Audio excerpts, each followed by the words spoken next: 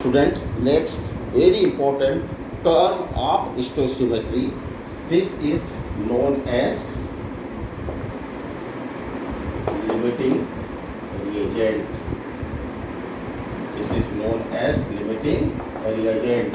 Many of the numerical questions, many of the derivations, etc., and many of the concept of chemistry, it depends on the term limiting reagent, and also sometimes we have to observe here what excessive reagent. Student, in a chemical reaction there may be one reactant, two reactant. Okay, suppose there are two reactant,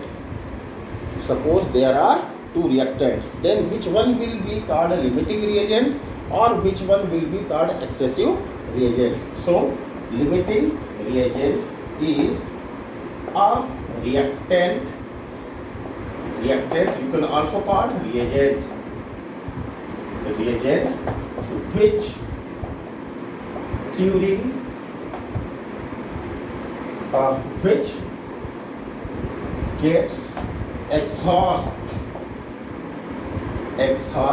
or used completely. That is, after chemical reaction there will be no reactant remains. That is, any one reactant which do not remains, that is limiting reagent is a reactant or reagent which gets exhaust or used completely in a chemical reaction. In a chemical reaction is known as limiting reagent, and the reagent or reactant, anything or reactant which even remains or left after completion of reaction.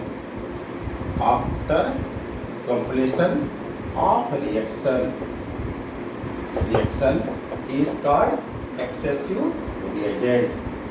This is called excessive reagent. Now, how this is possible? That if the two reactants are added, then one will remain and one will used completely or one will consumed completely. So let's take one example. If 3 gram of carbon is reacted with 16 gram of dioxygen. Okay, find limiting reagent and excessive reagent. Student, the video I am using what numerical question, therefore I have to say very fast. Okay, you have to grasp it properly. You have to watch the videos repeatedly. If 3 grams of carbon, one of the reactant is what? Carbon, and the second reactant is what? 16 gram of O2. Now, how to find limiting reagent? Very first, write balanced chemical equation. Right here, C plus O2, it forms what? CO2.